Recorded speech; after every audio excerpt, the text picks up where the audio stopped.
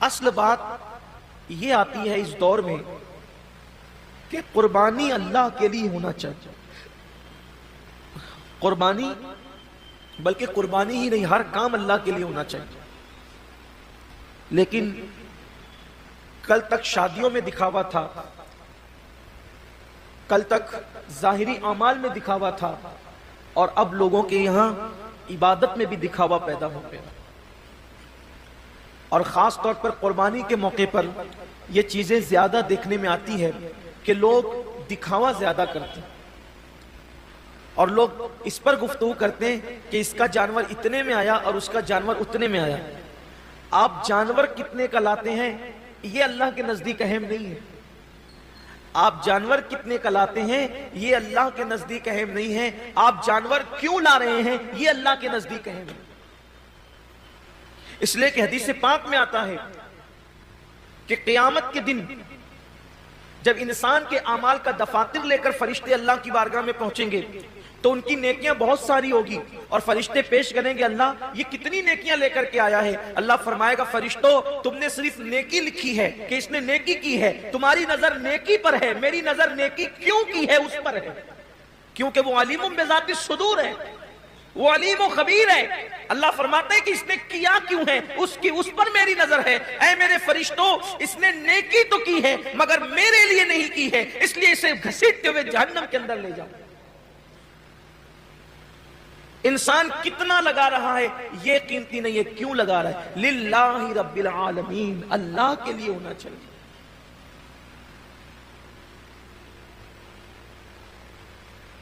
ایک مقام پر قرآن کہتا ہے کہ اللہ کے بارگاہ میں تمہارا خون اور گوشت نہیں پہنچتا قربانی کا.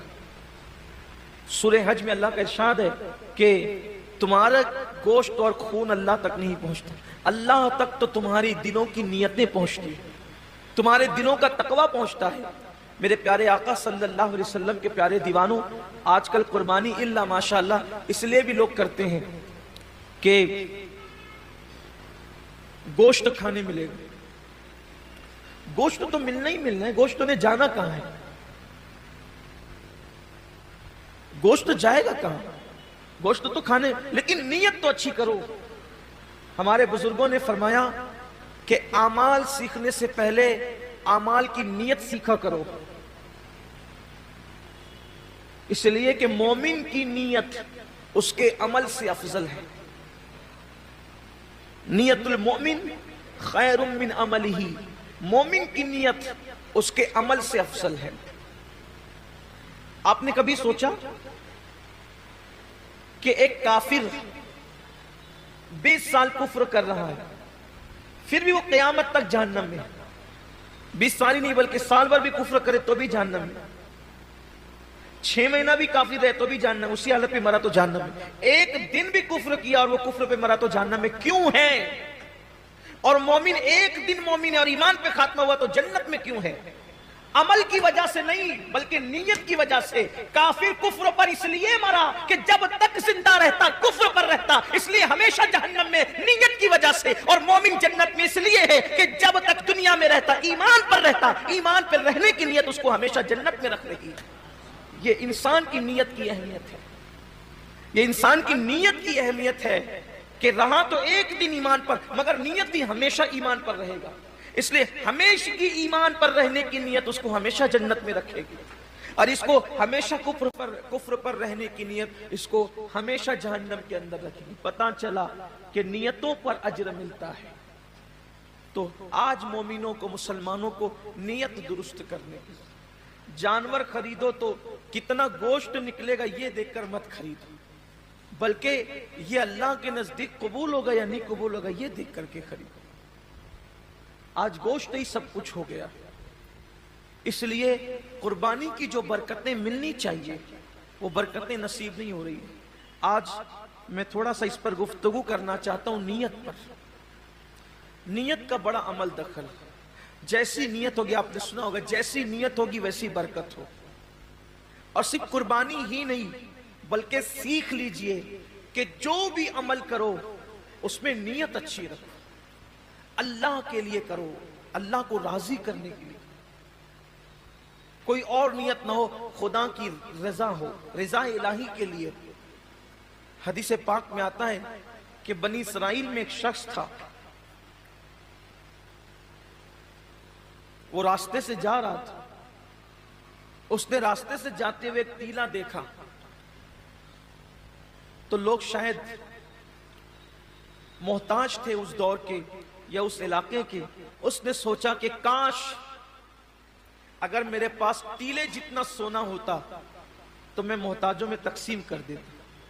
یعنی اس نے دل میں نیت کی، بس اللہ نے اس دور کے نبی پہ وحی فرمائی، اس سے کہہ دو کہ یہ ٹیلا سونا خیرات کرنے کا ثواب پا چکا،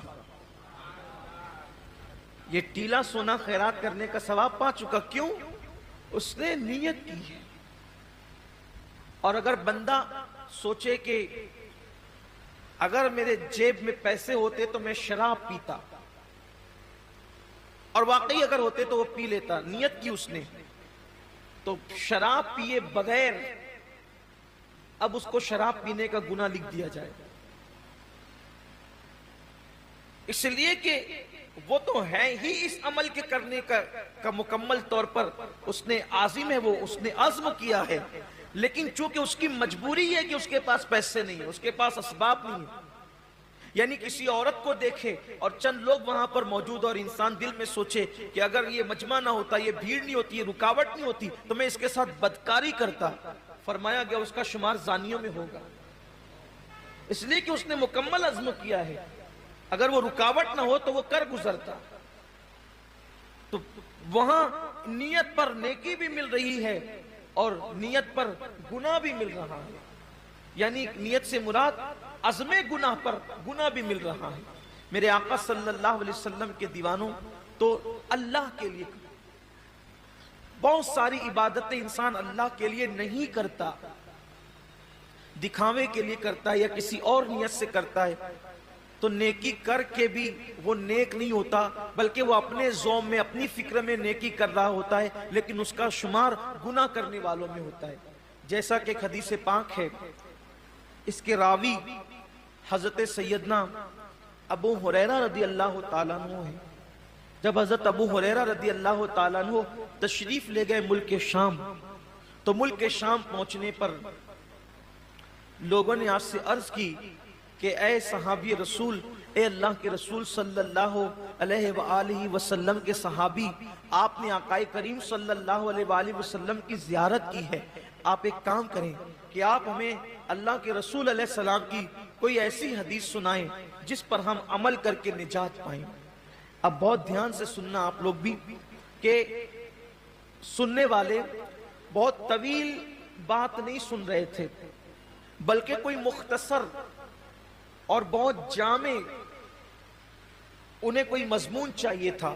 یوں تو میرے آقا علیہ السلام کی ہر بات ہی جامع ہے، حضور نے جہاں جو بات کہی ہے اس بات کا کوئی جواب ہی نہیں ہے۔ میرے امام فرماتے ہیں، فصحا عرب کے بڑے بڑے تیرے آگے یوں ہے دبے لچے، کوئی جانے منہ میں زباں نہیں بلکہ جسم میں جان نہیں۔ حضور نے جب باتیں کہی ہے تو ان کی باتوں کا کیا کہنا۔ آج بھی آقا علیہ السلام کی حدیث پڑھی جاتی ہے تو انسان پر ایک عجیب سا کیف چھا جاتا ہے۔ جب دوسروں کی زبان سے گفتگو مصطفیٰ سنی جاتی ہے تو ایسا کیف آتا ہے، جب وہ اپنی زبان سے خود اپنی بات کرتے ہوں گے تو اس وقت کیف و سرور کا عالم کیا ہوتا ہوگا۔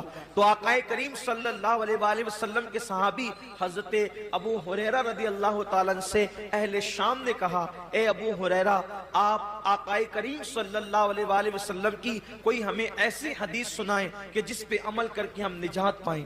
اب یعنی کہ سنا تو بہت تھا حضرت ابو ہریرہ نے، لیکن اب کوئی ایسی روایت اس میں سے نکالنا ہے جو مختصر بھی ہو اور لوگوں کے لیے راہ نجات بھی ہو۔ اللہ اکبر۔ سیدنا ابو ہریرہ گویا کہ اپنے حافظے پر جو ہے وہ زور دینے لگے کہ میرے پاس جو ذخیرہ حدیث کا میرے حافظے کے اندر ہے ان میں سے کوئی ایک ان کو سنانا ہے۔ لیکن روایتوں میں آتا ہے، راوی بیان کرتے ہیں کہ جیسے ہی حضرت سیدنا ابو ہریرہ رضی اللہ تعالیٰ عنہ کو وہ حدیث یاد آئی، وہ جس کو بیان کرنا چاہتے تھے، حضرت ابو ہریرہ صرف حدیث کا مضمون یاد کر کے بے ہوش ہو کے زمین پہ گر جاتے ہیں۔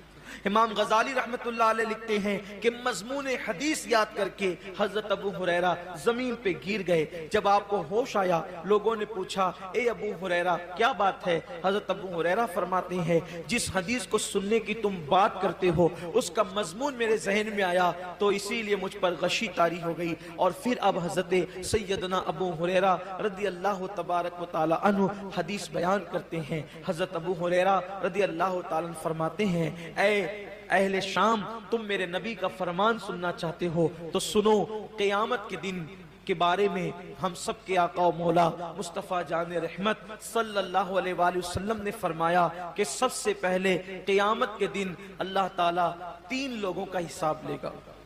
قیامت کے دن سب سے پہلے کتنوں کا حساب ہوگا؟ 3 لوگوں کا۔ اور اللہ کے رسول علیہ السلام نے فرمایا کہ شہید، جو شہید ہوا تھا یعنی جس نے جام شہادت نوش کیا تھا، شہادت سے بڑھ کر کوئی عمل ہو سکتا ہے؟ اس لیے کہ شہید وہ ہوتا ہے جس نے اپنی جان اللہ کے لیے ختم کر دی، یعنی جان ہی دے دی اس نے۔ شہید نے، قربانی میں تو ہم جانور کی گردن پہ چھری چلاتے ہیں، شہید نے تو اللہ کے لیے اپنی گردن پیش کر دی۔ شہید نے اپنی گردن پیش کر دی۔ سب سے پہلے شہید آئے گا اور اللہ تبارک و تعالیٰ اس شہید کو اپنی نعمتیں یاد دلائے گا، اور نعمتیں یاد دلا کر کے اللہ تعالیٰ جب اس کو اپنی نعمتیں یاد دلائے گا تو پوچھے گا اے میرے بندے، میں نے تجھے اتنی نعمتیں دی، اب بتا تو نے میرے لیے کیا کیا؟ شہید عرض کرے گا مولا تو جانتا ہے کہ تو نے مجھے نعمت دی تو میں نے تیرے لیے اپنی جان قربان کر دی، گلا کٹا دیا، گردن کٹا دیا اور میں شہید ہو گیا، میں نے جان دے دی تیرے لیے۔ اللہ فرمائے گا تو جھوٹا ہے، اللہ فرمائے گا تو جھوٹا ہے، تو نے اس لیے گردن نہیں کٹائی تھی کہ میں راضی ہو جاؤں، بلکہ تو نے اس لیے گردن کٹائی تھی تاکہ لوگ تجھے بہادر کہیں، لوگ تجھے بہادر کہیں، بہادر کہلانے کی وجہ سے تو نے یہ کام کیا تھا، سو وہ لوگوں نے تجھے کہہ دیا اور میں نے تجھے بہادر کہلوا دیا، اس لیے آج تیرے لیے میرے پاس نہیں ہے کچھ، اور تو نے جس کے لیے عمل کیا تھا اب جا کر کے ان سے صلہ حاصل کر لے۔ گھر کی فریج بھرنے والوں اور گھر کی فریج بھرنے کے لیے قربانی کرنے والوں، یا لوگوں کی جھوٹی شہرت کے لیے قربانی کرنے والوں، ذرا ہوش کے ناخون لو۔ یہاں تو جانور کی گردن پہ چھری ہے، وہاں تو اس نے اپنی گردن کٹائی۔ اللہ فرمائے گا تو جھوٹا ہے، بہادر کہلانے کے لیے شہید ہوا تھا، جس کے لیے تو نے یہ کام کیا تھا جا کے ان سے صلہ حاصل کر، آج تیرے لیے میرے پاس کچھ نہیں ہے۔ اور اللہ فرشتوں سے کہے گا اس بدبخت کو گھسیٹ کر کے جہنم میں لے جاؤ۔ میں یہ نہیں کہتا کہ قربانی کا گوشت گھر میں رکھنا جائز نہیں، پورا بھی رکھ سکتے ہو، لیکن اللہ کے لیے تو کوئی قربانی کرے۔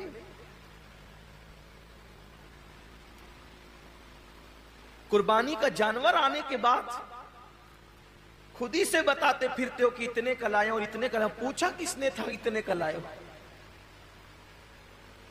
اور کتنے کا بھی لائے ہو اس کو پسند آ جائے تو کامیاب ہے، ورنہ اور گوشت کی سوا کیا ہے؟ اس کا چرچا مت کرو کہ آپ قربانی کتنے کی کریں، اس لیے کہ کبھی کبھی وہ بہت چھوٹوں کی بھی قبول کر لیتا ہے، بہت چھوٹی قربانیاں بھی وہ قبول کر لیتا ہے، وہ بہت بڑی بڑی بھی رد کر دیتا ہے۔ اللہ کے رسول صلی اللہ علیہ وآلہ وسلم نے ایک جنگ کے موقع پر صحابہ سے فرمایا کہ آج اسلام کو پیسوں کی اور چندے کی ضرورت ہے، سو لاؤ، اللہ نے جس کو جتنی حیثیت دی۔ ایک بوڑھی عورت کو پتا چلا کہ اللہ کے رسول نے اسلام کے لیے کچھ طلب فرمایا ہے، تو اس نے ایک یہودی کے گھر جا کر اس سے کہا کہ چند سیر کھجورے مجھے قرض دے دے، میں تجھے لوٹا دوں گی چرخہ کاٹ کے۔ اور جب وہ کھجورے لے کر کے آئی تو سرکار کے ہاتھوں میں دے دیا۔ اللہ کے رسول نے فرمایا کہ جتنا یہ ڈھیر لگا ہے نا چندے کا، اس کی 2 کھجوریں سارے ڈھیر پہ رکھ دو۔ کمیت میں زیادہ نہیں تھی وہ، یعنی کوانٹیٹی میں زیادہ نہیں تھی، بہت مختصر سی کھجوریں تھی، لیکن سب کے صدقے پر، سب کے چندے پر اس کا چندہ ملا کر کے رکھا گیا۔ پوچھا گیا یا رسول اللہ سب کا ایک ایک جگہ رکھا اور اس کا سب پر پھیلا دیا. حضور نے فرمایا اس بڑھیا کا اخلاص اتنا ہے کہ اس کے صدقے میں اللہ نے سب کا قبول کر لیا ہے. بات کوانٹیٹی کی نہیں ہے، کوالٹی کی.